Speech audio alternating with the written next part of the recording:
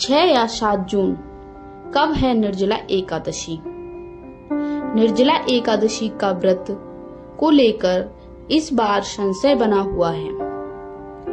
निर्जला एकादशी व्रत हर साल ज्येष्ठ मास के शुक्ल पक्ष की एकादशी को रखा जाता है और जैसा कि इसके नाम से पता चल रहा है, इसमें निर्जला व्रत रखने का विधान है। यह व्रत सबसे कठिन एकादशी में से एक माना जाता है, इसलिए इसके नियमों का पालन करना बहुत महत्वपूर्ण है ताकि व्रत खंडित न हो और व्रती को इसका पूरा फल मिल सके। निर्जला व्रत को लेकर इस बार संशय बना हुआ था।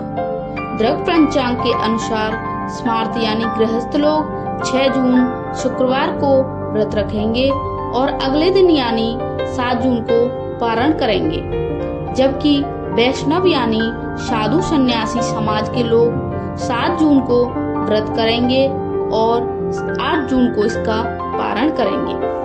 निर्जला एकादशी का व्रत का नियम का पालन करना है जरूरी। एकादशी व्रतों में सर्वाधिक महत्वपूर्ण एकादशी होती है।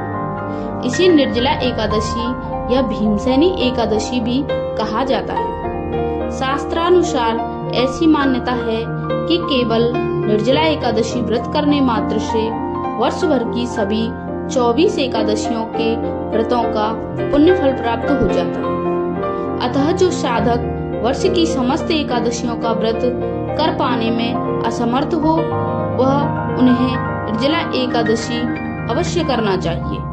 निर्जला यानी यह व्रत बिना जल ग्रहण किए और उपवास रखकर किया जाता है, इसलिए यह व्रत कठिन तप और साधना के समान महत्व रखता है। निर्जला एकादशी को भीमसेनी एकादशी क्यों कहा जाता है? ऐसा कहा जाता है कि इस व्रत को सर्वप्रथम पांडव पुत्र भीम ने किया था, इसलिए इसे भीमसेनी एकादशी कहा जाता है। हिंदू पंचांग के अनुसार वृषभ और मिथुन संक्रांति के बीच ज्येष्ठ मास की शुक्ल पक्ष की एकादशी निर्जला एकादशी कहलाती है। यह व्रत मानसिक और शारीरिक स्वास्थ्य के नजरिए से भी अति महत्वपूर्ण है। एकादशी का व्रत भगवान विष्णु की आराधना को समर्पित है। इस एकादशी का व्रत करके श्रद्धा और सामर्थ्य के अनुसार दान करना चाहिए। इस दिन विधि पूर्वक जल कलश का दान करने वालों को पूरे साल की एकादशियों का फल मिलता है। जो इस पवित्र एकादशी व्रत को करता है, वह समस्त पापों से मुक्त हो जाता है। विशेष एकादशी के पूजन का विशिष्ट नियम भी है। इसका अनुपालन बहुत जरूरी होता है। इस दिन का अन्न का त्याग कर बहुत जरूरी है। इस दिन किसी भी प्रकार का अनाज पूरी तरह से वर्जित है। इसमें फलाहार भी मान्य नहीं है। व्रत के दौरान मन को शांत और शुद्ध रखना चाहिए।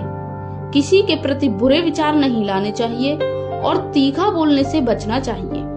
दिन भर कम बोलना चाहिए और हो सके तो मौन रहना चाहिए। दिन में सोने से बचना चाहिए। इस व्रत में ब्रह्मचर्य का पालन करना आवश्यक होता है और शारीरिक इच्छाओं पर नियंत्रण रखना चाहिए। इस दिन भगवान विष्णु की पूजा अर्चना, भजन कीर्तन और कथा सुनना चाहिए। इसके साथ ही इस तिथि पर रात में जागरण करना भी शुभ माना जाता है।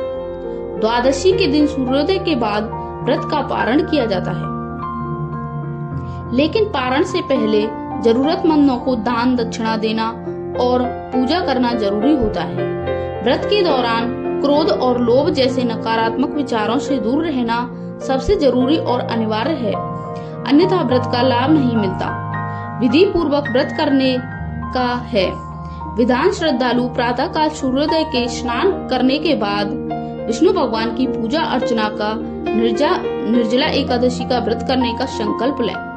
साधक और श्रद्धालुओं के लिए यह आवश्यक है कि वह पवित्रीकरण के लिए आचमन किए गए जल के अतिरिक्त अगले दिन सूर्योदय तक जल की बिंदु तक ग्रहण न करें। जल की एक बूंद तक ग्रहण भी नहीं करनी चाहिए, इसका मतलब यह है।